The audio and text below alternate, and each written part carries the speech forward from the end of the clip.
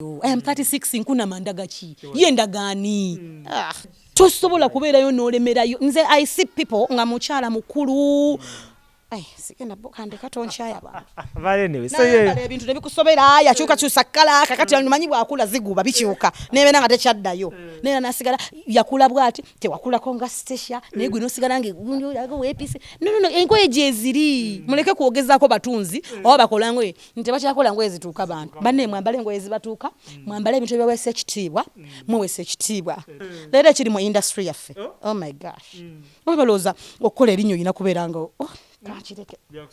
Stecia The House Girl lero gitwaze era nga twakampize nabo okulaba nti ate enteekateeka y'obuzannyo buno obufuukidde Abannayuganda ensonga obusanyudde Abannayuganda ku ma TV gaabwe ne ku masimu gaabwe nga bayita ku mukutu ogwa YouTube babukola batya era n'olwaliro twasaze okubeera nga tubeera nabo tutambula nabo aye tulabe enteekateeka nga weefaanana so tuli ne Hajat Stecia Mayanja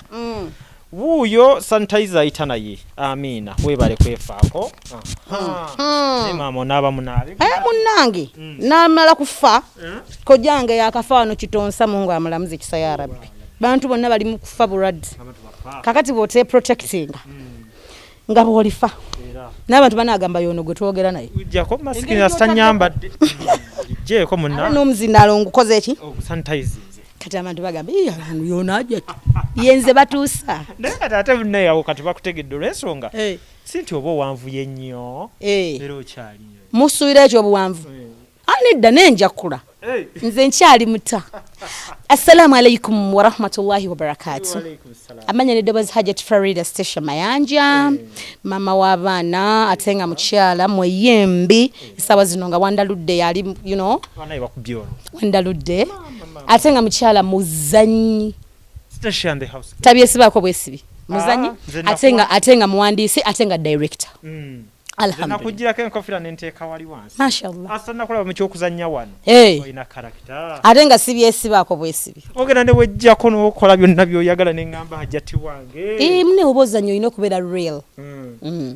pressure tetera kukugira nnyo nga ogenze mu byokuzannya bino ate binyuma kuba obeera anyways okujjako nga waliwo emotional parts z'osobola okukola kati yeebeera emanyi nti you have a problem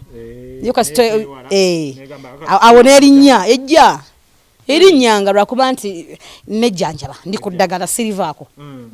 ne mu mbeera nate wenyweze nnyo kuba bagamba eyisa bubi ate abalina pressure so Hajati muli muteekateeka kazannyo kapya ennaku zino bakala ku YouTube kakazannyo kapya kakayita ak'emyezi 5 kabuzaayo omwezi gumu kaggwe okujja nga tunaabongera tutandika akalala akokusatu nga mutuvuga speed kubanga ekintu kiri mu ffe wakanga mungi kubanga anti waliwo omuntu nga yeetaaga omuwandiisi nze muwandiisi waliwo omuntu nga yeetaaga director nga alina kuba mulala director tumulina ye salaries waliwo omuntu nga yeetaaga omuntu agenda okukwata cameraman nga banjawulo salaries ye cameraman waliwo omuntu nga talina camera kwagamba ffe tuli well equipped kyovola batuli baakabi tukola ekintu nga bwe twagala alhamdulillah mungu yayina engeri gyakitukwasaganyaamu ate nga Lawrence Muza he's a very good director tamenya neze kyembagaddeko kiri kimu katonda yabasisinkanya nyina ngegenda ebintu nga bikyukirawo there and then awo wenyini nga muzanya anti kati kyembadde nkunyonyola nti director gwe nina mulungi nnyo waliwo director gwe w'ekintu nga akola ekyo ky'omuwadde naye nayingira mu kintu nakitegera n'agamba katomanyi tusooka ate awo tupozingewo kati naye nakureatinga something bw'omwa start just yetaga kago asooka n'avubutukaawo awo ate naddamu najja n'agamba kozi wali ku story twakomyewa he's very good ate ayinamu omanyi omuntu akola ekintu nga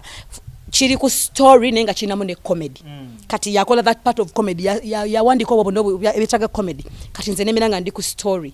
so akireeta then nagamba tuddako ki olumugamba nga apiikinga nga tamusoka muvuga obuntu nga 10 ate nga tebuli ku story okitegeera kyovola tuli baakabi muli baakabi nnyo naye banabo nga bakuwaana nnyo Hajati gwe ne Lawrence bano bemukola nabo abalala mu Stecia The House Girl mashallah kyebaliza mungu mulimu oli nga ta appreciating kola bicha balabi badde tebakola tuli real Mama okubeera real kintu kirungi nnyo nnyo. Ndipo balinga batalina na ba boss nti team eri awe. It's a team like tuli omuntu tetwewanika nnyo nnyo tetwatala mbuno tuli ba kitalo tuli kyenkanyi. fe tukibalaga nti we are the same era tukubosanga tukubolwali bosanga tukola kyatene kira twagaliza buloka n'omuntu nga ayagaliza nga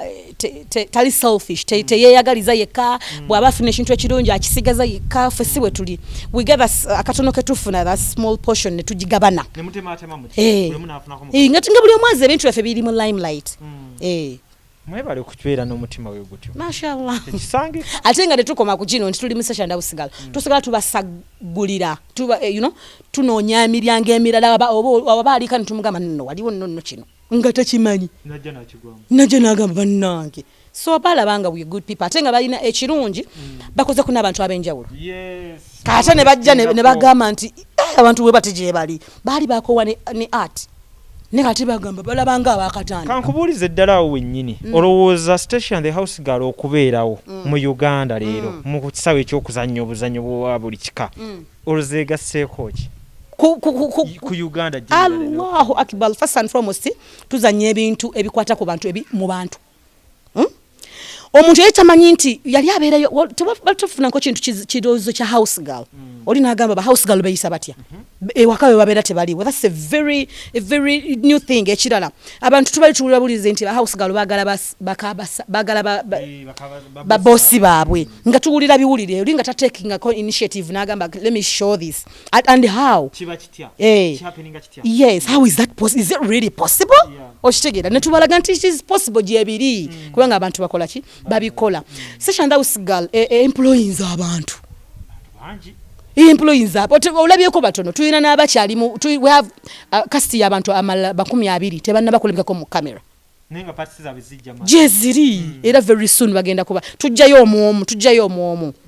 Stecia The House Girl inspiring abaana abato tuyina mwana omuto fani waffe ayinza okuba esimu nakubulira character ezona nakubulira bichi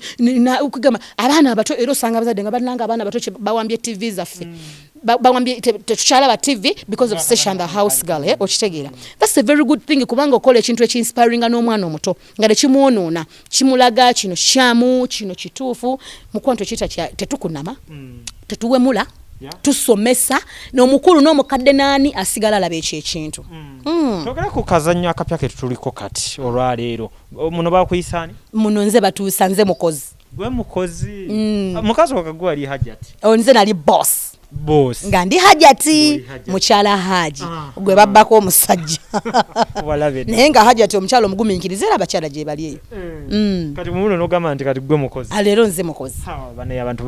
banasanyuka ku luno nga weyisanga omukozi I know like abakozi balina engeri bambi gye bagamba bannange laba naffe tulibaddeko represented by a very big artist so bambi they are so proud of it ngezaho okulaga abakozi bebeesa nti si buli mukozi nti mubi kuba luli twazanya omukozi nga mubi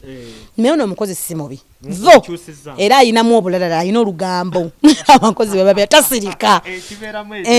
tuyigiriza kati omukozi ono teyasoma agezako okwejjusa abazadde be baafa ne twagala tulabe omukozi bw'aba omukozi ali focused akola atya twagala tulabeko ku mukozi ali successful because gye bali tugenda kyamukana akazanya omukozi abiriwo oyo ng'akimanyi tasoba successful yes akole nga mugumu nga sente zazi managinga well nga bawa sente ntono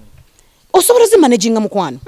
kikyamu nnyo kyetugamba abantu batandika n'emitwalo 2 nabeera nga biliyoniya abantu tebakimanyi kati gosokubeerayo ng'oli maid ofuna emitwalo 5 ate n'abakozi ennaku zino tebali si babbeeyi omukozi odde yabeeranga wago mu kitundu emitwalo 2 abakozi b'ennaku zino bamitwalo 10 ba mitwalo 10 7 8 mulimu n'abakolera 2 era n'ebyekozesa byalinnya ebyekozesa abakola ki omukozi akola ki alina ogulayo ka powder that's very cheap kati oyina omukula gw'omukozi oyo nti bw'oba oli mukozi okola sente zo you don't spend anything sente zo ziteeka ku ki you just spend it nezigwawo oba obaako ekintu ekirala ekyamakulu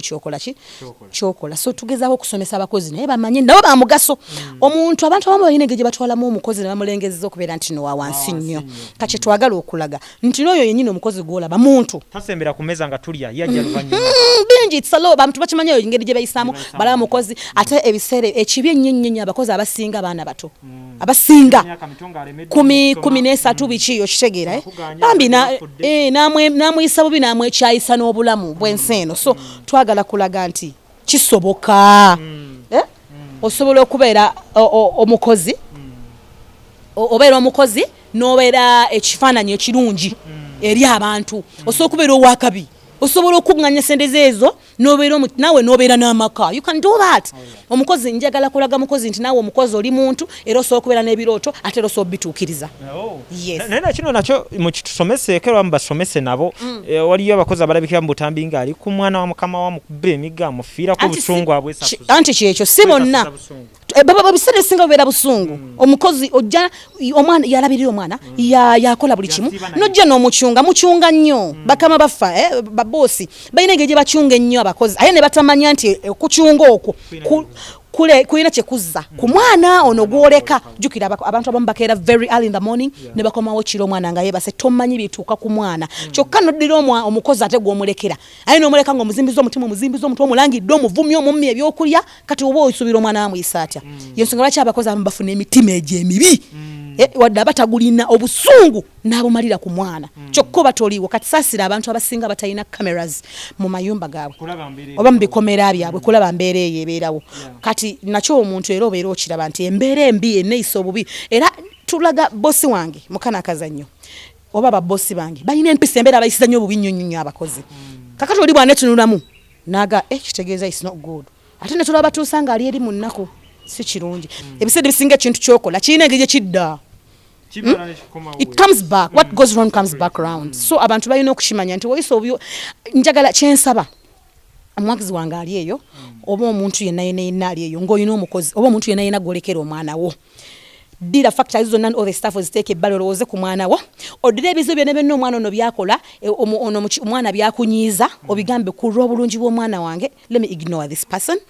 Omwana ngasobola okubeera obulungi kozi bw'oyisa obulungi omukozi n'omwana we abeera bulungi naye bw'oyisa obulungi obubi omukozi obuzibu butadde ku mwana and remember togenda toliiwo you don't know what is happening olina okutambula. Era ebiseera ebisinga y'ensonga lwaki abakozi baagala ababosi abayagala kulaga mukazi ono nti nange ndi muntu wadde ompesa bwotyo tulugunya moto nange ndi muntu nsobola okwenkana nsobola okwambala kyoyambala nsobola okulya kyoliddeko. Of course very good. So kati ebiseera ebisinga biva weeyisooti abakyala twetunulemu kyatebeerabira nti n'abakozi abamwana ng'ate wooli omuzadde ate abamwana naye ng'alina omuzadde we kati abantu bakyerabira. Very good fine obeera mu bikomera naye before bikomera wali otya. So tulina okutandika okulowooza ku bantu nti nabo bantu. Omukozi bw'aba mukozi so what bw'aba teyasoma si buli ali successful nti yasoma fine tulina okusoma we need to go to school ne bwe kiba kyagaana Katonda buli omu alina engeri gye yamuteekerateekera. Tulina omumanya bwe tuyisa abantu n'abakozi tulina okuba ne discipline. If you don't want something wrong done to you don't do it. Naye gwe tuyagala bakole kibi ate gwe okikola obulala. That's very bad. Very very bad. So Stecia the House Girl kyekyo kyekola nga tumaliriza Hajat. Olwaleero gwe omuntu omu gusobola okukeera enkya ne tuyimirirawo ne tugamba nti okyuse ng'omuntu nova mu eno state nodda mu ndala era n'enkyukakyuka ne tugiraba. Olwaleero Hajat tetusobola kusanga nti olunange oyambadde oba kapale kakomamu biki no kubanga ndi Hajat nagenda e Makka mashallah nakikola nkyagala. What do you mean enshuka? Nali musiraamu kuva ddala abantu nga tebakimanyi. Ate oba Hajati kati oyinza ogenda e Makka nga tomanyi ki kikututte Makka. Very good. Naye n'abantu basobola okukyuka ng'oli tagenze Mecca kyemmanyi. Era nasooka kubeerawo embeera ne zikyuka all the stuff before I went to Mecca. Nasooka ne nkikola for 5 years. Ne nkyukira ddala nga sigenda kuddamu kwambala bwenti sigenda kuddamu kwambala bwenti. Era bwe nagenda e Makka ne nkimaintaininga because I love it. I love my religion. So ekintu kino ekyokukyuka kyonna kina somehow engeri gye kyakunyigiriza mu ebyo ebimu bye wali okola emabega. Nti n'abawagizi. Of course they used to complain but I don't care.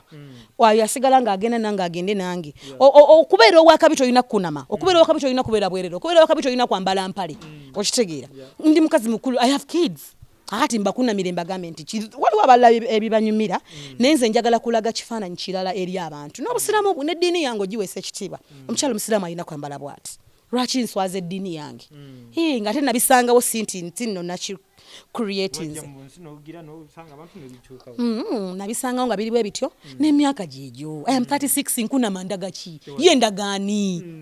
Naye n'abantu bategeeze nti omuntu yeetaaga enkyukakyuka mu bulamu. Omuntu alina okukyuka kati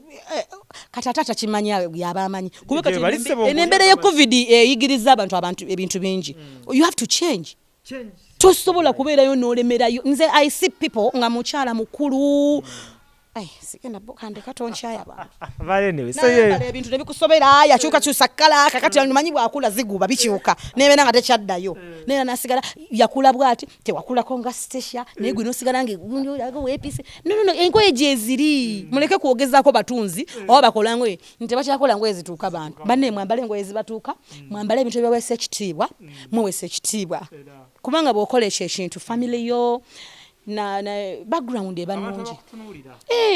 osigaza that respect mweyambula mufuna muki banne nsegenda banne Mungu atusasi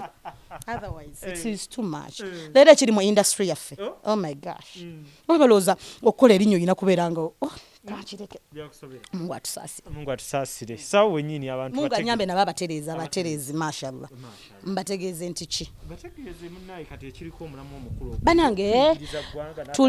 tuli mu kuyigiriza ggwanga nze ekisinga okunuma nze nnumirwa nyonyonyo abakyala ekisinga okunuma ye mukyala okubeera eyo ffe tuli bazadde baggwanga bansi yonna Mungu yatuwa ekitiibwa ekyo ne bambi tulina engeri tukijajamyamu twetereze bamaama ekirala omukozi naye muntu tuyiga okukwata obulungi abantu omukozi mutwale bulungi asobole okuyisa obulungi omwana we oyagala omwana bamuyisa bulungi ate gwe omwana wamunno omuyisa bubi ekirala bakwano bange mbasaba mutwaze obwekitalo if you really love Stecia Mayanja ngonjagala nnyonnyoleyo okuyimba bakugaana kati kasosi kenna ka YouTube mukwano gwange ali kuno kwa lujja alina very many fans come and share with me jangu onjagalize jangu tubeere ffenna please come and subscribe to my YouTube channel sikujja buzine begata ku mukutugo naye okujja bayige n'okuyiga mujje muyige kubanga I know akazanya akayigiriza tulina omuntu owabagulu owansi owabakati owegundi n'ensonga yo nkusambwe twazo bwekitalo jango subscribing genda mu YouTube teka mu Stecia and the House Girl waliwo akantu ka bulu oba yagala byonna bigendeko kakonemu kalimo kigambo Stecia and the House Girl kagenda kwetera gundi za fezonna waliwo akagamba ka red kaliko kigambo subscribe kakoneko onyige ne kade lwaki onyiga kade buli wennateekayo ogenda kumanya nti ntaddeyo tuteekayo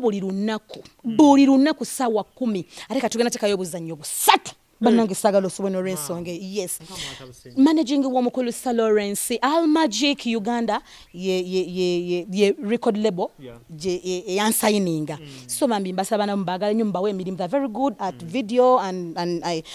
still photo audio and it's a record label eyina buli kimu twetaaga abayimbi twetaaga abazannyi abapya so mujje mutwegatteko I love you so much Lujjanko yanziza nnyo munnange buli kintu kyange odduka emisinde nojja thank you so much you're such a darling kwebaza okuleeta ekigambo change okubeera n'omugaso mu Uganda ulina okukiuka mukwano kati music taliwo singa ndi awa I'm not among those abali mu kusabiriza alhamdulillah thank Allah kati oba omaze omugamba genda ekibe mwogerere bali you have to be eager nyini mwaino kuba eager bamwogerere bali kibe mwogerere bali byogerere wanene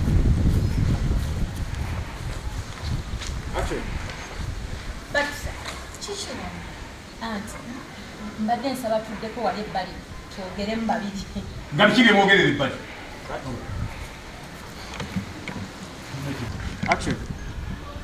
anti nsobola okuyimirira oba oyimirira oba ofukamira byonna byebimu wena oli mumpi olinga akatiko bw'oba oyimirire simanya bw'oba ofukamidde simanya nange olusisimulaba nga ayimiridde olaba nga ate atudde anti batusa awo sentoga olwo oyimiridde kale yogera action batusa anji awo oyimiridde nindako